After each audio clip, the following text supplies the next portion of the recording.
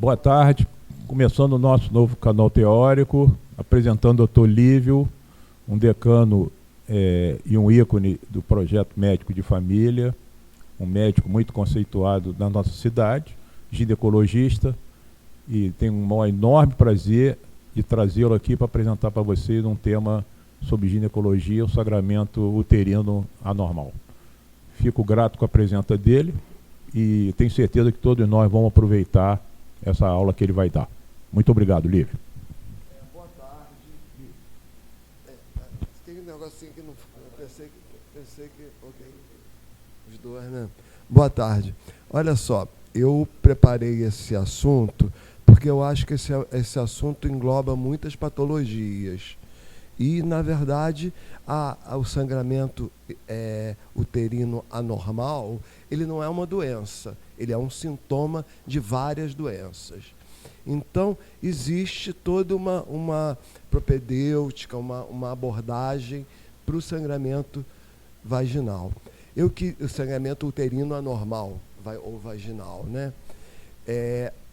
Que não são sinônimos, né? Porque, na verdade, a gente fala sangramento uterino anormal quando esse sangramento vem de dentro do útero. Mas nem sempre a paciente chega com sangramento ginecológico, que muitas vezes a gente tem que afastar, saber se realmente é do útero ou se vem dentro do útero ou não. Mas a gente vai chegar lá. Então, eu queria dizer que o sangramento é um sintoma e a gente olhar como isso. Não, é aqui. Primeira coisa, eu queria falar sobre o ciclo uterino normal. O ciclo uterino normal, ele dura de 28 a 38 dias. E isso a gente não tem que tentar corrigir. O fluxo menstrual, ele pode ir de 2 a 8 dias e ser considerado normal. O volume menstrual é até 80 ml por ciclo. Porém, a gente tem que valorizar a subjetividade da paciente. Se ela acha que está muito em relação ao que ela costuma menstruar, ou está normal, ela sempre menstruou assim e ela fica bem assim. Felizardas, as que, né, menstruam com 38 dias, né, elas não têm tanto problema. Existe uma coisa importante, existe um sangramento ovulatório, que é uma coisa que não é considerado patológico. É um sangramento que ocorre na época da ovulação. Porque na época da ovulação, você tem, quando o folículo se rompe, você tem uma queda de estrogênio momentânea. E isso leva a um sangramento no meio do ciclo. E muitas vezes a paciente se incomoda com isso. E, na verdade, eu acho que a primeira coisa que a gente tem que a gente tem em mente que é normal. Mas mesmo que sendo normal, e se isso está incomodando a paciente, a gente tem que ver como a gente melhora, como a gente ajuda nesse sangramento. Normalmente, o sangramento intermenstrual, ele ocorre um tempo da vida da mulher e fica bom sozinho. Entendeu? Principalmente nas mulheres mais jovens, esse sangramento intermenstrual também é um diazinho rapidinho e aquilo já melhora. Aquela baixa de estrogênio, quando se rompe o folículo, ele é o suficiente para escamar um pouquinho de endométrio. Tá, próximo, por favor. Olha só, isso daqui, alterações do ciclo menstrual. Essas palavrinhas aqui, elas não... querida, se você quiser, você leva todos os... A gente manda os slides todo para vocês não precisarem... Então, esses nomes aí, eles estão meio caindo em desuso, sabe? Mas pode cair em prova, pode ter alguma situação, porque normalmente aquele item 4 é o que a gente usa para generalizar tudo. Metrorragia, a gente acaba englobando tudo, mas, na verdade, não é. Na verdade, embora, como eu falei, essa nomenclatura esteja caindo em desuso, pode ser que caia numa prova, sei lá, você pode ser que leia, veja em algum lugar esses nomes. Então, vamos lá. Menorragia é o fluxo aumentado, aí que vai acima de 80 ml. Hipermenorreia, fluxo prolongado, acima de 8 dias. Hipomenorreia, fluxo menor do que 3 dias.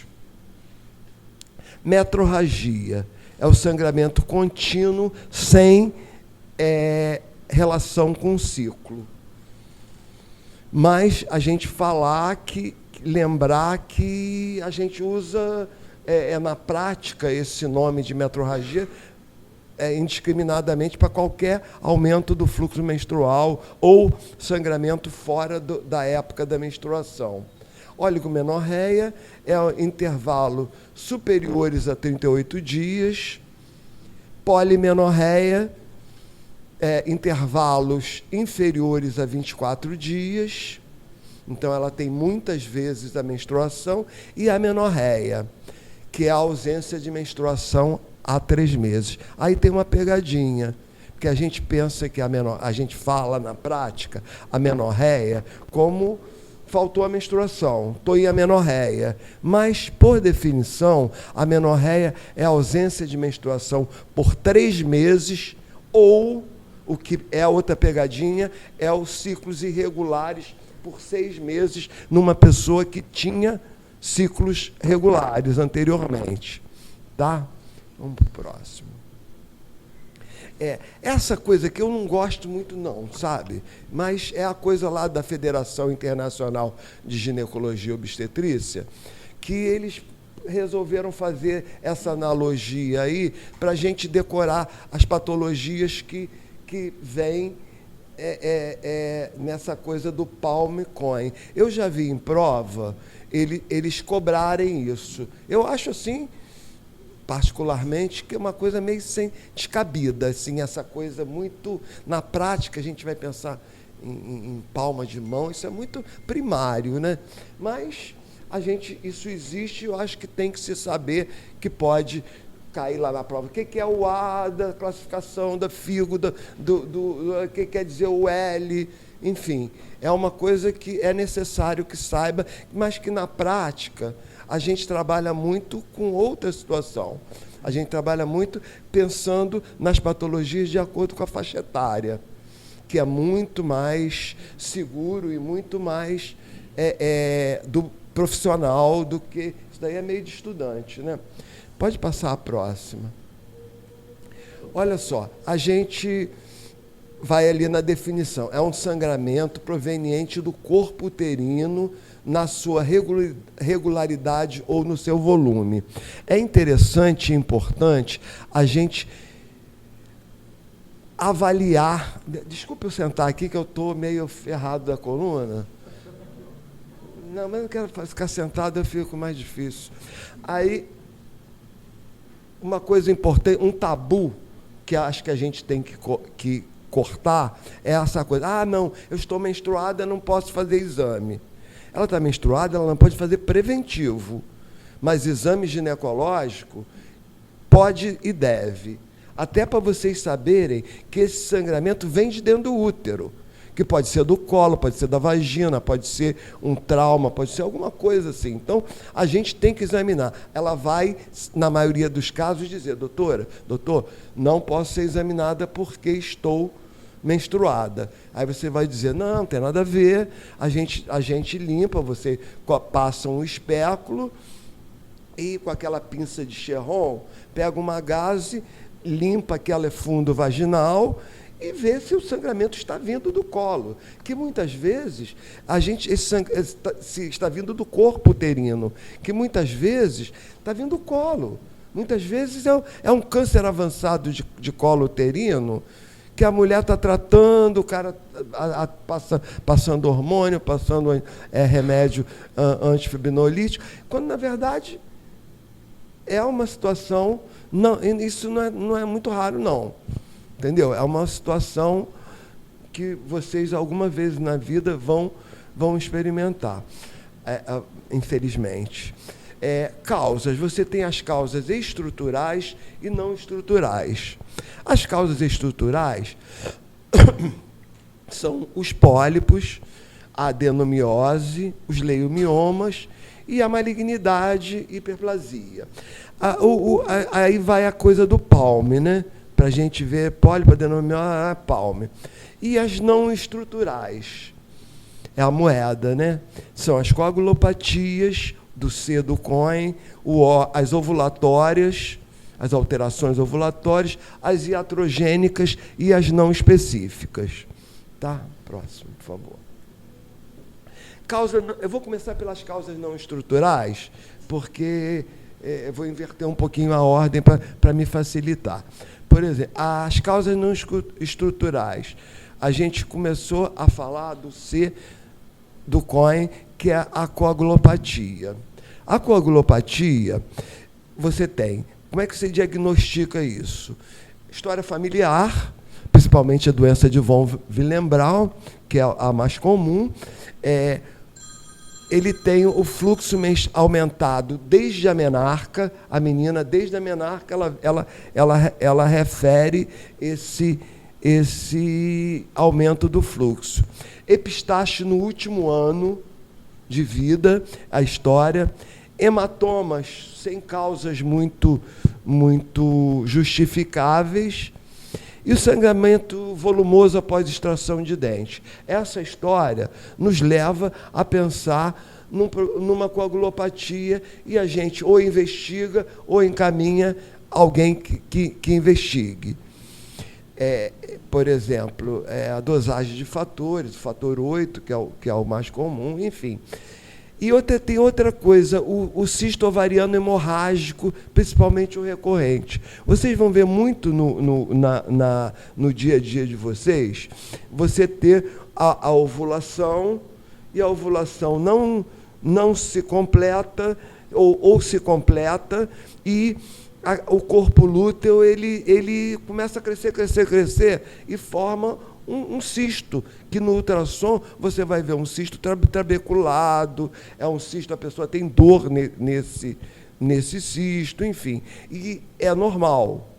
A gente tem que fazer o diagnóstico, quando a gente se depara num cisto hemorrágico, de gravidez tubária, porque dor pélvica, enfim. E sangramento excessivo por mais de 24 horas após o parto. É um histórico que também chama a atenção da gente. Por quê? Porque a gente vai pensar, a pessoa teve teve um parto, se tem uma coagulopatia, vai sangrar até sei lá quando. Mas, na verdade, não é só isso. Porque o útero, ele, quando ele se contrai após o parto, ele como se estrangulasse os vasos que iriam confluir para a placenta. Então, esse é o mecanismo mais importante. Existe o fator da coagulação, sim, mas o mais importante é essa constrição dos vasos no pós-parto, que após 24 horas já é para ter os locos normais, não é para a pessoa estar sangrando. Aí, na maternidade, as pessoas vão pensar, primeira coisa, ninguém vai pensar em doença de von Willebrand, os obstetras lá, vão pensar em resto ovular, que é o que tem que ser feito, principalmente é o mais comum, muito mais comum do que a coagulopatia. Mas, enfim, são relações que a gente tem que, de alguma maneira, pensar para quando lidar com coagulopatia. Próximo, Jefferson. Agora, é o que eu acho mais importante e mais complexo, né? Que são as causas ovulatórias. As causas ovulatórias, a gente tem, primeiro ali, encabeçando a turma, você tem a síndrome dos ovários policísticos, que foi muito discutida durante os anos, é uma coisa que foi muito controvertida. Hoje a gente sabe que é um distúrbio não chega a ser uma doença, embora seja uma doença, mas é uma situação de um defeito, digamos assim,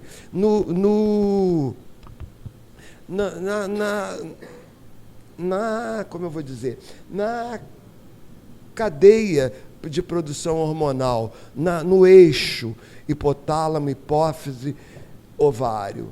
Você tem uma distonia daqueles medicamentos e é muito comum a mulher ter períodos anovulatórios.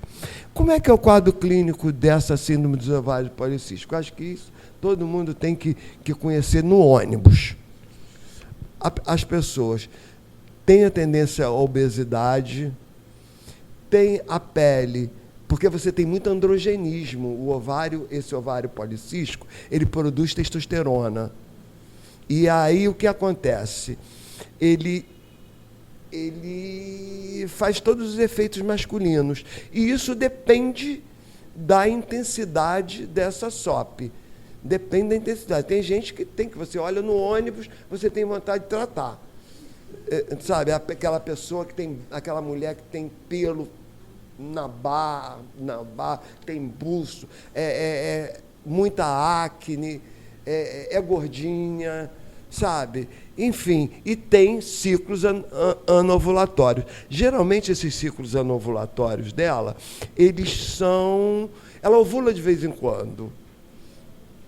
E quando ela passa muito tempo só com estímulo de estrogênio, geralmente após o período de amenorreia, ela tem metrorragia. Porque quando cai aquele endométrio, ele começa a desmoronar e ele está espesso, e aí você sangra muito. E tem uma coisa pior ainda, que aí você sangra muito, mas às vezes você não sangra tudo. E aí começa o ciclo de novo. Aqui ficou um bocadinho, o útero não limpou na geral, e, de alguma forma, ele vai crescer de novo, aí vai cair de novo, enfim, vai desmoronar aquele endométrio. Agora, da mesma forma, a anorexia nervosa e a bulimia, eles geralmente levam à amenorreia, mas quando a pessoa menstrua, geralmente menstrua muito. E a amenorreia, muitas vezes, ela está relacionada com o sangramento excessivo. Aqui, doenças crônicas, exercícios físicos excessivos. A gente é acostumado a dizer que as atletas, elas não menstruam, né? A gente escuta isso muito, mas quando elas menstruam a beça. Então, isso é um problema. Está relacionado com uma insuficiência ovariana prematura, que antigamente se chamava menopausa precoce, porque a pessoa tem insuficiência ovariana. Primeira coisa que ela faz, antes de ela parar de produzir estrogênio por conta da ovulação, ela tem de produzir progesterona, ela vem produzindo estrogênio, e esse estrogênio só faz aumentar o endométrio. E aí, quando tem que desmoronar, não está um endométrio trabalhado pela progesterona. E depois, geralmente, ela entra E tem casos assim associados, que a gente não sabe direito qual é a fisiopatologia. Tanto o hipo como o hipertiroidismo, ele tem relação com a metrorragia. A diabetes e o alcoolismo também. Talvez o alcoolismo, por atrapalhar o metabolismo do estrogênio hepático, não se tem a causa muito determinada. A gente tem uma associação só dessas patologias, que a gente tem que estar atento dessas causas anovulatórias, que são muito comuns. Vamos ao próximo. Só para dar uma deixazinha aqui, doutor Lívio, a síndrome dos ovários policísticos tem uma grande incidência com aneurisma cerebral. Isso aí não sou eu que trouxe. É muito comum a mulher Pelo amor de Deus, hein? Se tem alguém com ovário policístico aqui, não vai querer fazer angiografia cerebral para ver se tem aneurisma. Mas existe uma associação, já está descrita, não é por mim, Cushing já tinha descrito isso há muitos anos atrás, que as mulheres que tinham ovários policísticos tinham uma incidência maior de ter aneurisma cerebral. Ok? Ninguém vai romper aneurisma porque tem ovário policístico. Vocês sabem que a coisa é tão complexa, porque, na verdade, eu sou formado há muitos anos, muitos e muitos anos. Quando eu formei, o tratamento do ovário policístico era cirúrgico. Era cirúrgico, as pessoas faziam uma conização dos ovários. Faziam quando a mulher desejava engravidar. Ela desejava engravidar, ela é submetida a uma cirurgia, onde eles... Porque cada vez que, do ovário policístico, cada vez que você tem uma ovulação frustrada, aquilo ali vai reforçando a cápsula do ovário.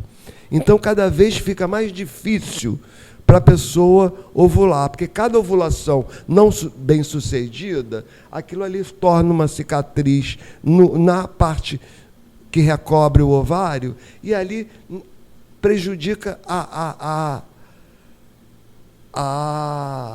ovulação seguinte. E aí, antigamente, se fazia muito, era muito comum. Não se tinha conhecimento, talvez, ou medicamentos, enfim. Hoje também está relacionado muito a diabetes. Está relacionado bastante a diabetes. A gente tem que pensar em intolerância à glicose também nessas mulheres. Mas geralmente são mulheres mais jovens.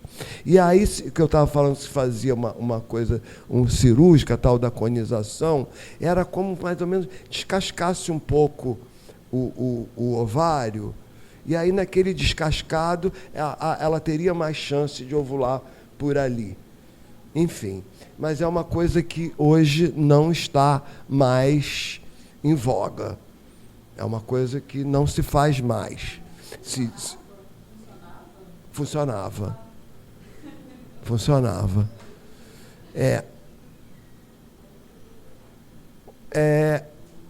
Agora vamos falar. Entrou outro, né?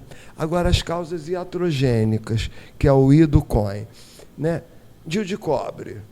O DIU de cobre, ele aumenta a menstruação. Ele aumenta. A pessoa que menstrua pouco passa a menstruar bastante. A pessoa que tem pouca cólica passa a ter mais cólica.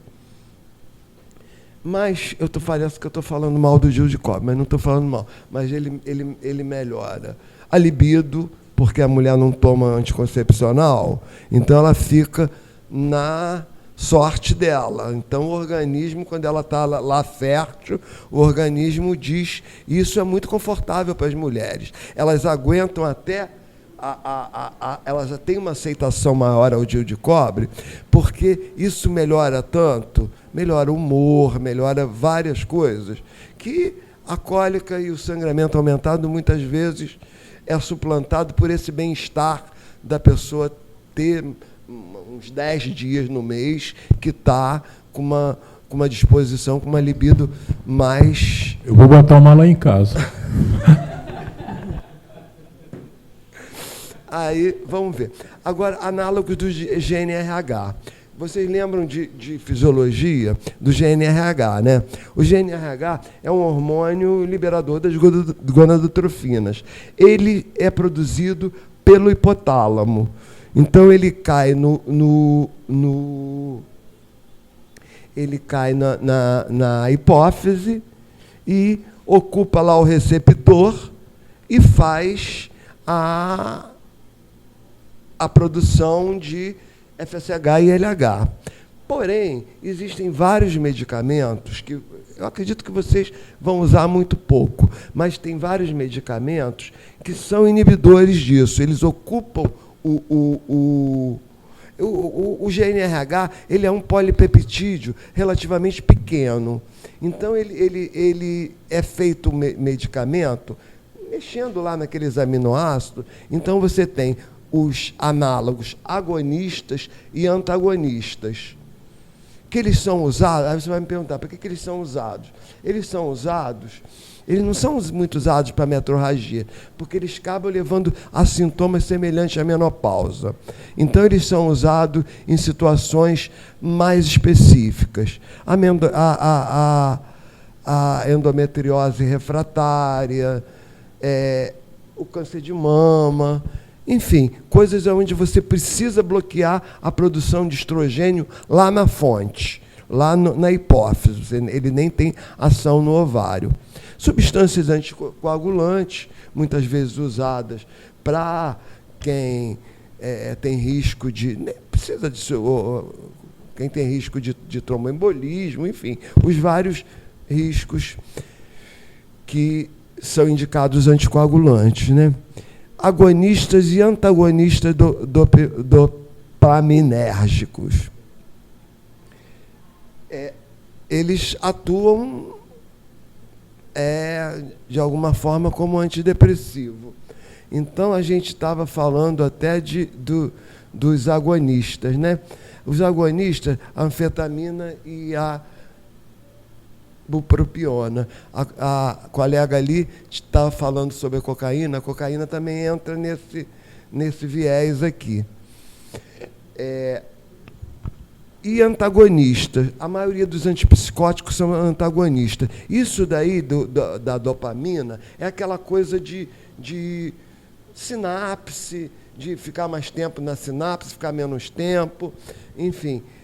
Os antipsicóticos, as pessoas precisam segurar um pouco, geralmente, a euforia, aquelas coisas, e aí usam, é muito usado. E a diferença entre o agonista e o antagonista é muito pequena, é a posição de aminoácidos. Uma lisina vai para lá, outra serina vem para cá, e aí a coisa funciona. Tá? Outra coisa é o DIU de levonorgestrel. Aí você vai dizer, mas o DIU de levonorgestrel não é para parar, não é para entrar em amenorreia? Sim, mas às vezes ele leva para uma atrofia do endométrio tão importante que esse endométrio sangra por essa atrofia levada pelo CIO de levonorgestrel. Anticoncepcionais orais, da mesma forma. Em algumas mulheres, elas têm um processo de atrofia genital. Porque você sabe que a maioria dos anticoncepcionais, eles vêm lá, de segunda, terça, quarta, quinta, mas, na verdade, eles são todos iguais. A maioria são monofásicos. É uma fase só. E tem uns que a gente não tem disponibilidade no SUS, que são os bifásicos e os trifásicos, que são usados e também não tem muita melhora em relação a esses, não. Eles são mais usados em mulheres mais velhas, esses bifásicos e trifásicos. Mas o nosso velho ciclo 21 lá do módulo é bem bom para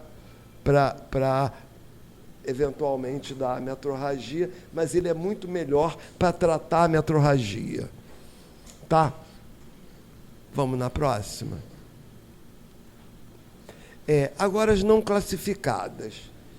São coisas assim que não são tão comuns, que é a hipertrofia miometrial, que ocorre, é uma coisa meio idiopática, a mulher tem um útero maior, então tem um maior espaço de endométrio para sangrar.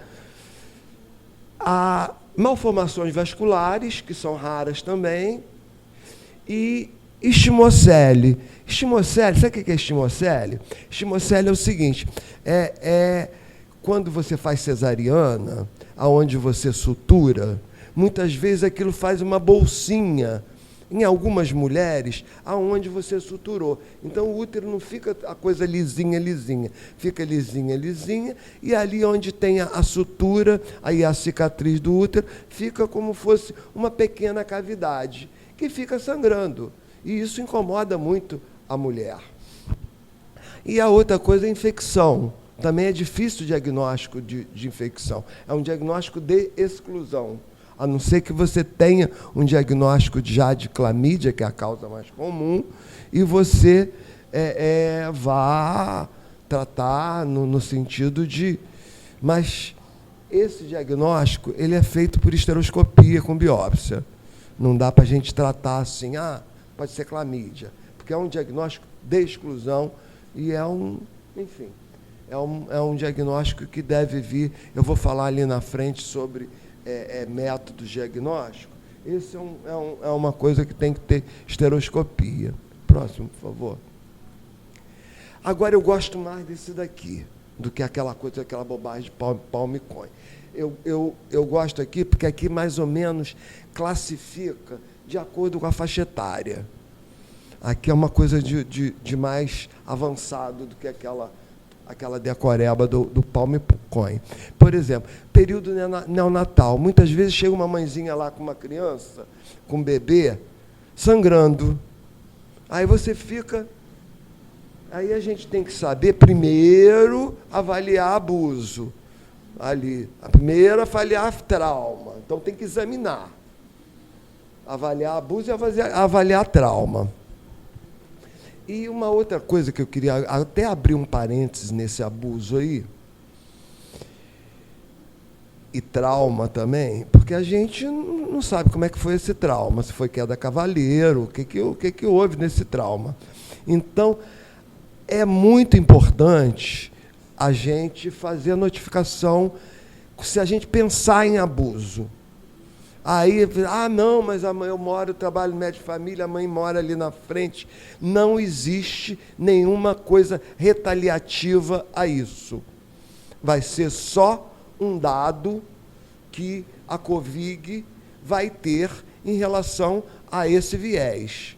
Ninguém vai à polícia chegar na casa da mulher, que muitas vezes, vocês vão ver, se trabalharem mais tempo com isso, vocês vão ver que a mulher, muitas vezes, ela acaba sendo coagida pelo companheiro, ou enfim, para protegê-lo dessa situação. Então, é uma coisa complexa, que eu acho que a gente não tem que entrar de cara nessa coisa, porque eu acho que isso é coisa de polícia, mas a gente tem que notificar.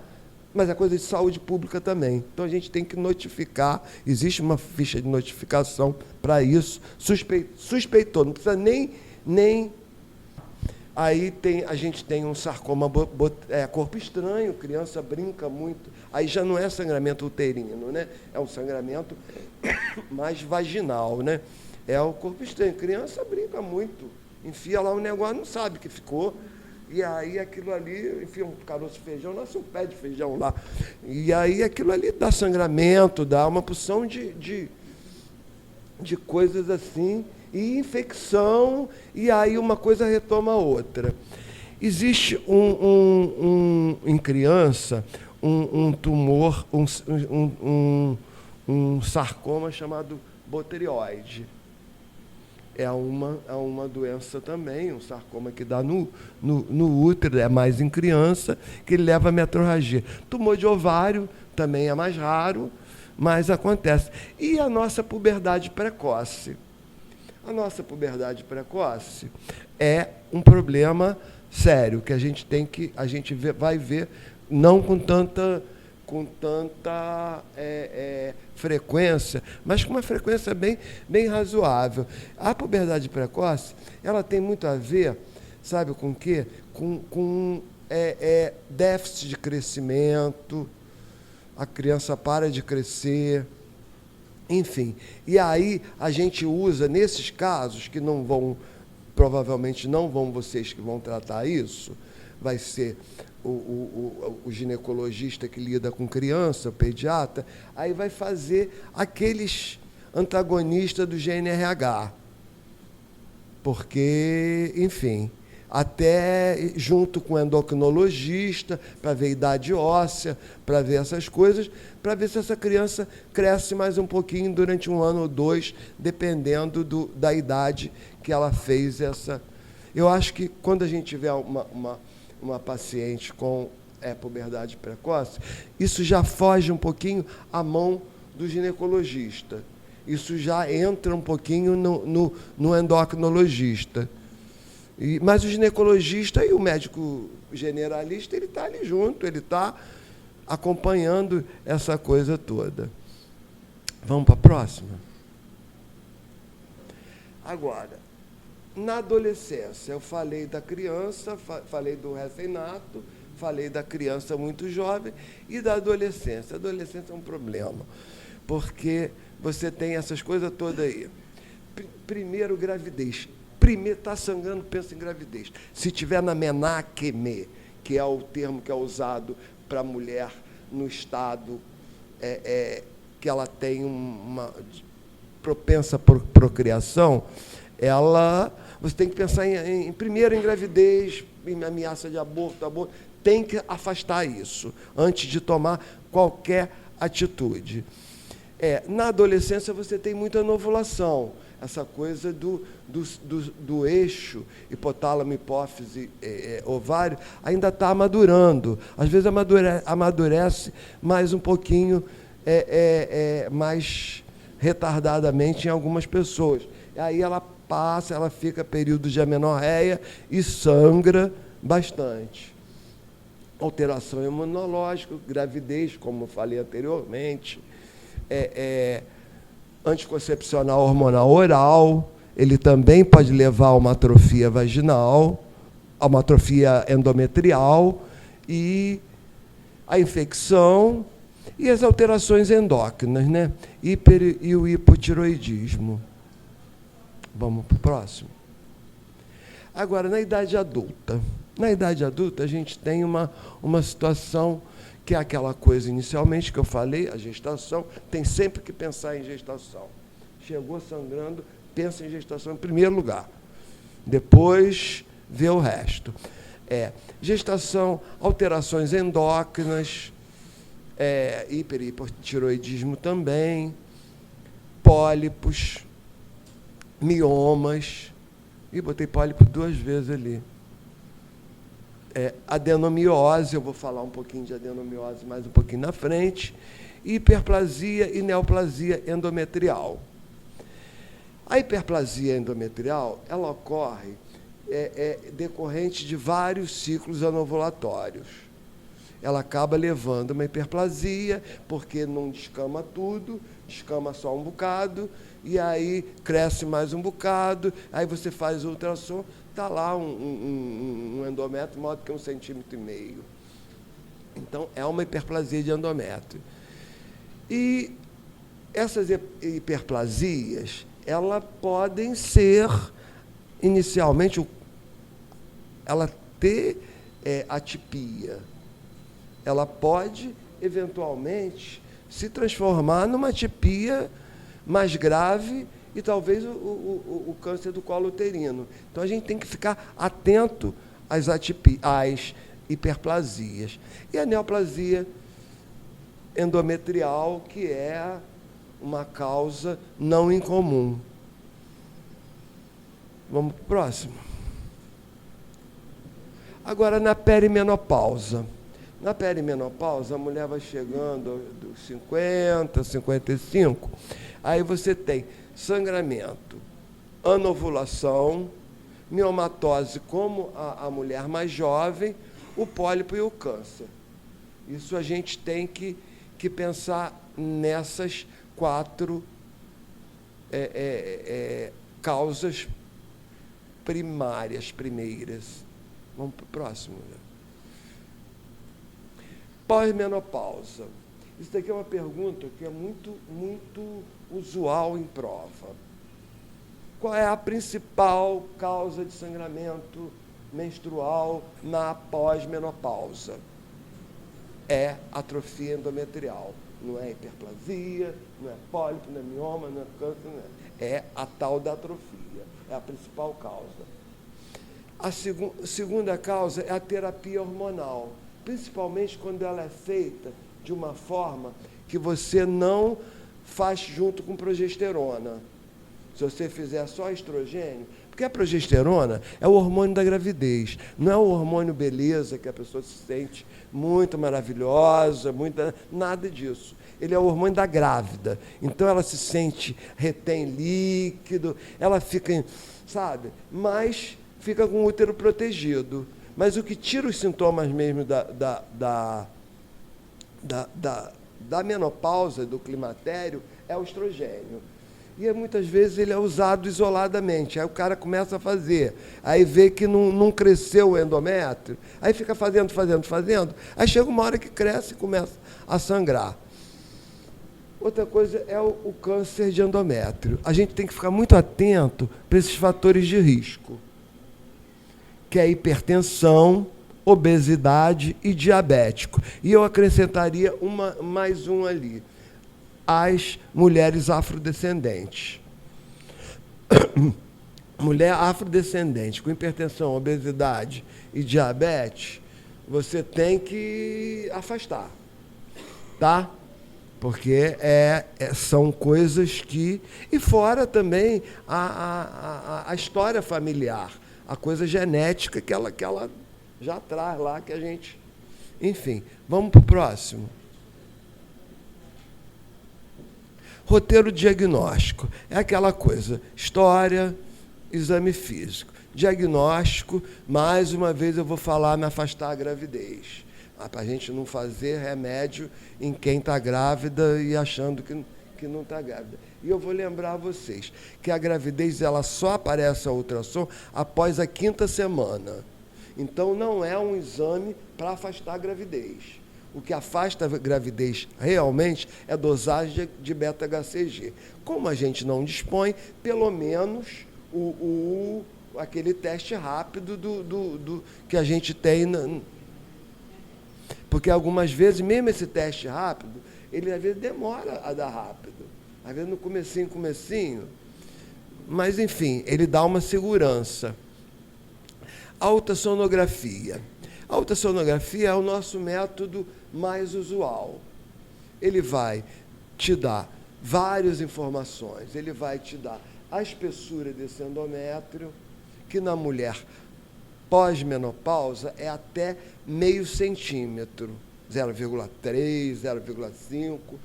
Pós a menopausa, se tiver mais do que isso, já 1 centímetro, já está muito para uma mulher pós-menopausa. A ultrassonografia, ela é o grande exame que a gente dispõe e é um exame bastante utilizado, né? Primeiro, para a gente ter o diagnóstico. Agora, eu não botei ali ressonância magnética, mas algumas vezes ela é usada, quando você não conseguiu se definir com isso daí, e às vezes há disponibilidade da ressonância. Mas antes da ressonância, tem que vir a esteroscopia e biópsia do endométrio. A gente tem, vamos falar da coisa nossa, da cidade, né, do nosso município, hoje a gente tem esteroscopia no Hospital da Região Oceânica, no Hospital Gilson Cantarino.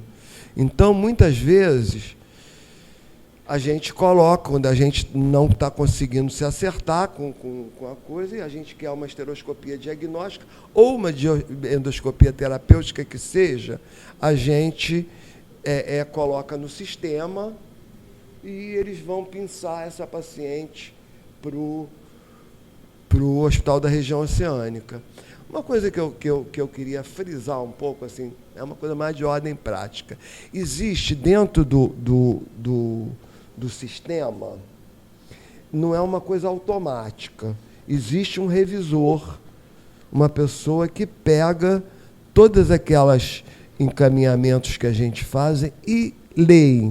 Então, aquilo tem que a gente procurar, se a gente quer resolver o caso da nossa pacientezinha mais rapidamente, a gente tem que ter um cuidado muito grande e fazer uma escrita bem adequada, porque o médico revisor, muitas vezes, ele não é ginecologista. Então, se ele vê 3 palavras, aí ele vai, 3 palavras, vamos esperar, essa daqui tem mais. Nossa, escreveu a beça. Então, vai esse no lugar. Porque, enfim, toda vez que se a gente quer vaga rápido, a gente tem que ter o cuidado, não só nisso, mas qualquer outra especialidade, qualquer outra, a gente tem que ter muito cuidado no que a gente escreve e bota na regulação. Porque Isso existe um pensamento assim de acordo com a capacidade, com que você conseguiu expressar de gravidade dessa paciente. Tá? Agora vamos falar com o tratamento é individualizado com a patologia. Não é uma coisa assim. Mas a gente tem que fazer alguma coisa inicialmente, né? Então, essas coisas, elas melhoram bastante, de acordo com como for a necessidade lá e a patologia. Primeiro, a terapia de reposição hormonal. Os anticoncepcionais hormonais orais, para quem não tem contraindicação de estrogênio, de etinilstradiol, que são as cardiopatas, as hipertensas graves, as dislipidêmicas, enfim. A gente faz o anticoncepcional oral ou a progesterona. Agora vamos falar de uma coisa meio polêmica, né? Mas que eu estava até conversando com a menina ali, que eu assisti o Dr. Jefferson e o nefrologista falarem ficarem meio. Eu não prescrevo anti-ovulatório, anti-inflamatório não hormonal, porque o risco renal, parará, parará. Aí eu estava dizendo, por exemplo, ortopedista ama anti-inflamatório oral. O ginecologista gosta, porque eles atuam bloqueando aquela substância, a prostaglandina, que atua também nesse processo. Então, eles melhoram. Mas melhoram, agora vamos falar a verdade, eles melhoram em torno de 30% a 40%. Não vão resolver a sua situação. O de cima resolve a parada. O de baixo vai resolver 40%, 30%. Mas é legal fazer 30%. Já está no lucro. Melhorar um pouco essa mulher, até você conseguir repor com ferro e tal, e pesquisar o que essa mulher tem. Os anti-inflamatórios que a gente procura fazer, que a gente faz com mais, sendo os anti-inflamatórios que eu diria que são menos hard, um pouco mais light, é o ibuprofeno, que a gente pode fazer antes, se ela tem uma menorragia, a gente pode fazer dias antes e os dias durante o sangramento, o ácido mefenâmico, enfim, 1 a 3 vezes ao dia por 5 dias. Isso não se faz por muito tempo, não. Tá? Os antifibrinolíticos, que eles são bastante usados e bastante prescritos. Eles também não melhoram 100%. Eles vão dar uma aliviada nesse sangramento, porque eles vão diminuir o tempo de lise desses coágulos que são formados. Então, ele de alguma maneira, segura. É muito interessante vocês verem essa dosagem, porque essa dosagem é uma dosagem média, mas uma dosagem razoável. Você pode fazer isso até endovenoso, quando o sangramento é muito agudo. Mas, no cotidiano nosso de ambulatório, a gente usa muito Transamin, mas lembrar que tem que fazer 2 comprimidos 3 vezes ao dia até 5 dias. Não adianta ficar fazendo toda a vida, até porque a caixa não vem tanto comprimido e até porque é caro pra caramba. E nossos pacientes do SUS são pacientes, na maioria delas, com um pouquinho de dificuldade financeira, né? E a gente tem aí, novamente, o que dava sangramento no negócio anterior, a gente vai usar como remédio. Aí antes ele era veneno, agora passou a ser remédio. É o DIL de levonorgestrel. Mas a gente tem que, de alguma maneira, continuar investigando. Vamos embora. Agora vamos falar um pouquinho mais especificamente da terapia hormonal. O anticoncepcional oral, ele tem, se vocês forem verem dentro da coisa, eles têm várias formas de você usar para conter sangramento. Usar anticoncepcional, pílula, até de 6 em 6 horas, durante 4 dias. Eu, particularmente, não sou muito fã disso, porque tem efeito colateral, tem risco de tromboembolismo, tem mal-estar, náusea. Então, a gente procura fazer o anticoncepcional que a gente pode fazer de forma cíclica, como é o que a gente usa normalmente, aqueles que têm 21 comprimidos, para 7, depois recomeça, ou pode fazer de forma contínua, enquanto a gente investiga. Tá? Agora, quem tem problema com anticoncepcional hormonal oral, porque lembrar que o etinilestradiol é sintético. Então, ele que é o vilão aí, ele está tudo de bom, mas também dá lá a coisinha de veneno dele. As progesteronas mais utilizadas são essas daqui. Elas não são caras. Hormônio é coisa que não é cara, hormônio é coisa barata. Mas se a gente não tiver, a gente prescreve isso. Isso não é coisa muito cara. A gente prescreve a medroxiprogesterona, que é aquela mesmo da Depo-Provera que a gente usa para aquela anticoncepção trimestral, mas aí a gente usa comprimido. Um comprimido ao dia por 10 dias na segunda metade do ciclo, ou 21 dias. Porque aquilo ali, por exemplo, o anticoncepcional, tanto o anticoncepcional oral como a progesterona oral, ela vai, se você tiver uma hipertrofia de endométrio, por anovulação, qualquer coisa, ela vai resolver muitas coisas, mesmo se você não tiver um diagnóstico ainda. Tá? E a outra é a norestesterona, que é o Primolut-Nor, que é uma outra também progesterona acessível, né? Você vai fazer 1 a 1,5 comprimido por 10 dias por 3 ciclos, sempre da segunda metade do 14º ao 24º dia. Tá? Esses dois aí são os campeões aí, e com mais fáceis, baratos e de alguma maneira melhoram. Tá? Vamos embora. Porque só vai melhorar bem, só vai quando a gente souber o que essa paciente tem. Se a gente disse que o negócio é sintoma, a gente tem que descobrir a doença, né? Aí tem agora eu vou falar das causas estruturais, que até agora eu falei das causas não estruturais. As causas estruturais. A gente tem, é muito comum, o pólipo endometrial. Aí a gente recebe uma ultrassom com pólipo endometrial, a gente entra logo no modo alerta. Mas a gente tem que pensar que o índice de câncer num pólipo é muito pequeno. É muito pequeno, chega a menos de 5%. Mas se você for uma das 5%, é 100% para você.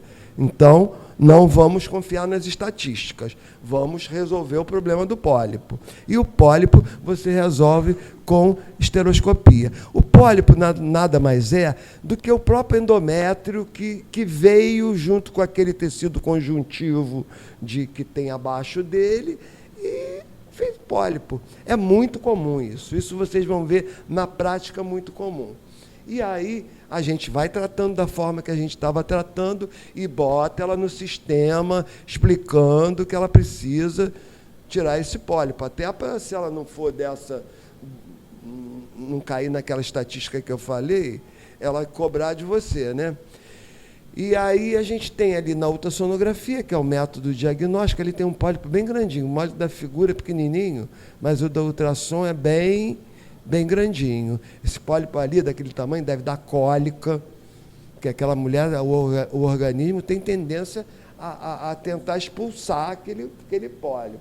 Então, ela, além de sangrar, ela dá cólica, e essa cólica aumenta o sangramento, e aí é um ciclo vicioso. E aí você tem que, de alguma maneira, preparar essa paciente com risco cirúrgico. Quando a gente mandar uma paciente fazer esteroscopia, a gente tem que fazer risco cirúrgico, porque lá ela vai fazer muitas vezes o procedimento com anestesia, e precisa ter risco cirúrgico, porque senão o cara devolve, o ginecologista devolve ela e perde a vaga. Então, a gente lembrar do risco cirúrgico. Próximo, por favor. Aí, a tal da adenomiose. A adenomiose é uma doença de difícil diagnóstico clínico. Normalmente, agora estou me lembrando da época que eu formei, eu sou mais velho que Jefferson. A época que eu formei, não existia ultrassom. Vocês acreditam nisso? Ressonância magnética, isso é coisa do inteligência artificial, é coisa que nem se pensa. Então, o que a gente tem de clínica disso? Daí, a clínica disso, a mulher está muito bem na vida dela, já passou a adolescência, que ela teve cólica beça, já teve os filhos dela, e aí sossegou. Não tem mais o que... Mas aí aparece isso daí. E aí ela começa, doutora, eu não tinha cólica, eu estou com cólica. E aí, muitas vezes, o ultrassom, ele não consegue, ele só diz que o útero está aumentado de volume, ele sugere muitas vezes, dificilmente vocês vão ver um resultado de ultrassom, eles dizendo que é adenomiose. É mais um diagnóstico histológico. Mas ele sugere porque ele vai dizer que o miométrio está heterogêneo, que existe um útero aumentado de volume, e tem mais a clínica, e aí a gente dá a ideia de adenomiose. O tratamento da adenomiose é extremamente discutido, porque quando a mulher entra na menopausa, ela se cura disso. Porque a endometriose a adenomiose é como fosse o endométrio, ele tem umas características meio estranhas, né? Eles têm uma coisa de penetração, eles têm uma tendência enfim. Então, muitas vezes, por algumas situações, ele penetra dentro do corpo muscular uterino. E aí, quando você tem os estímulos, você tem esses estímulos não só do endométrio, mas o estímulo da adenomiose ali irritando aquela musculatura uterina. O tratamento é cirúrgico, mas a gente deve procurar evitar, sabendo que isso acontece na perimenopausa e quando ela entrar na menopausa isso vai curar. Então, se a gente puder, de alguma maneira, aí a gente estava falando do anti-inflamatório, né? Lá do Ponstan, que é o ácido mefenâmico, que é o mais conhecido das mulheres aí.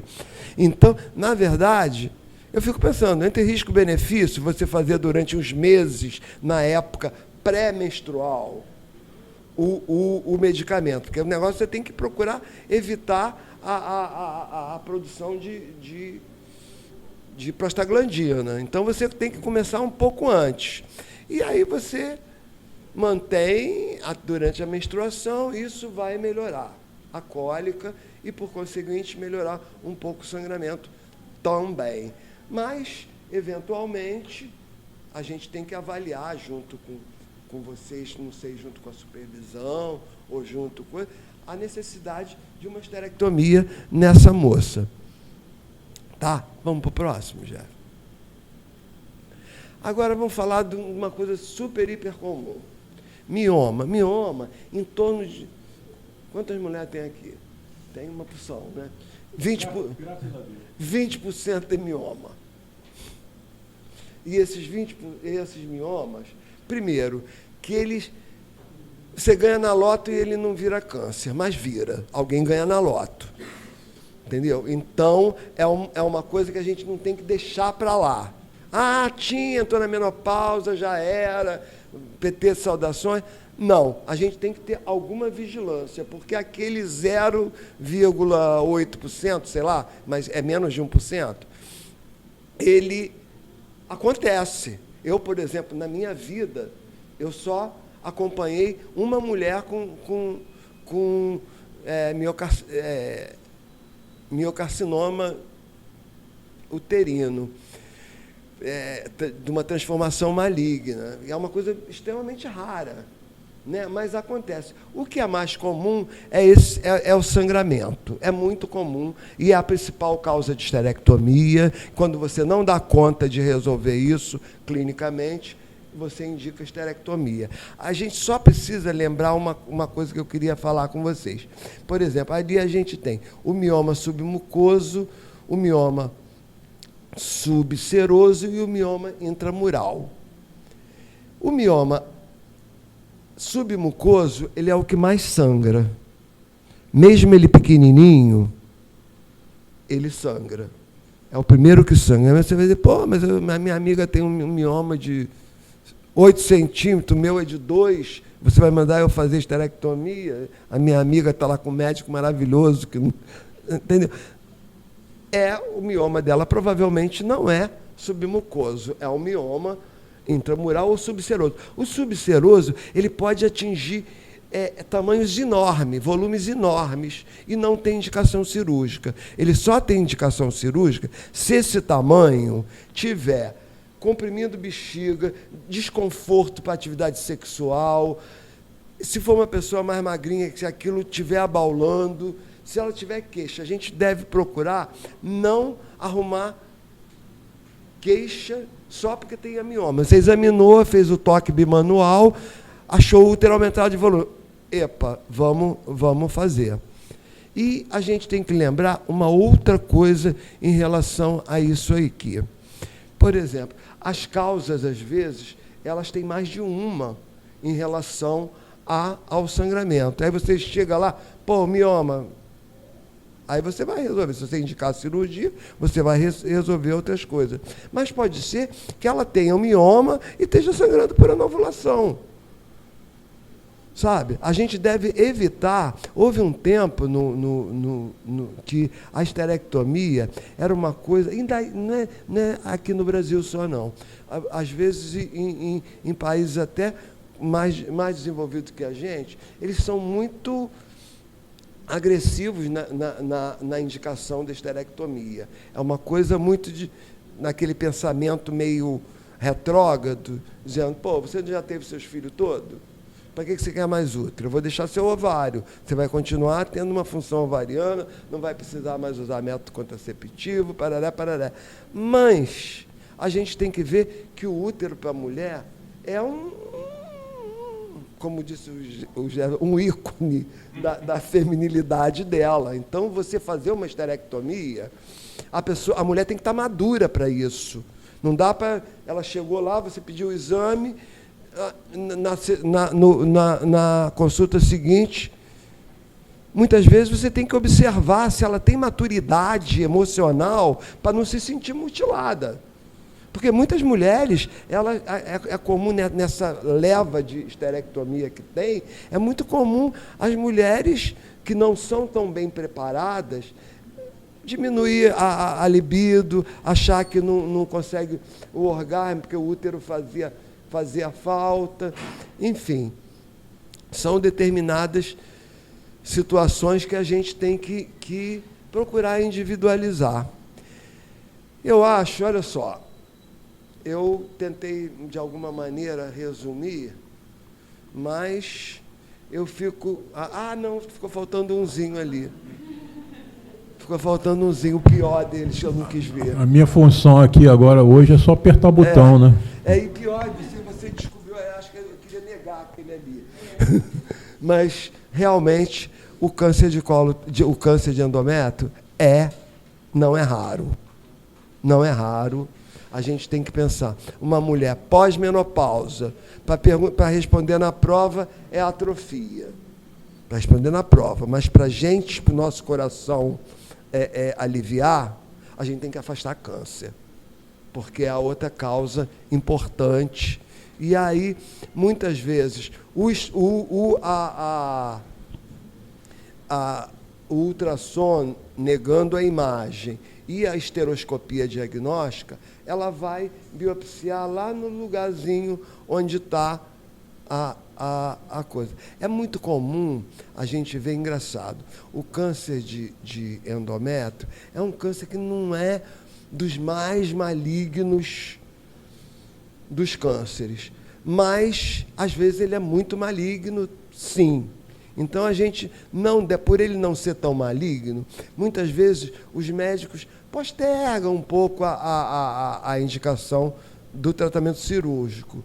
Quando, na verdade, é muito... Se você perde a mão da oportunidade, perde o time, é muito triste a evolução do carcinoma de endométrio. Porque ele não é um carcinoma, que ele não é uma coisa igual ao carcinoma de mama, que sai dando metástase para osso, para fígado. Ele não. Ele começa a destruir aquela parte da pelve feminina. E a pessoa evolui, quem não tem o tratamento adequado e oportuno, com muita dor. O paciente morre, a paciente, ela quando morre do câncer não tratado, ela morre com muita dor o tempo inteiro, tendo que ser tratada com aqueles medicamentos paliativos, mas mesmo assim é uma coisa triste de se ver.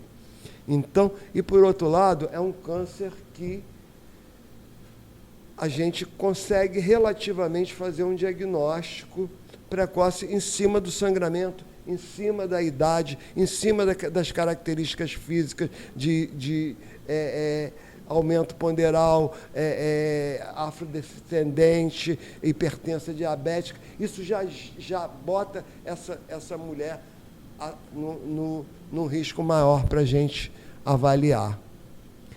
Enfim, eu acho que o que eu tinha que falar, eu quis ser sucinto, mas eu queria, de alguma maneira, passar uma mensagem mais completa.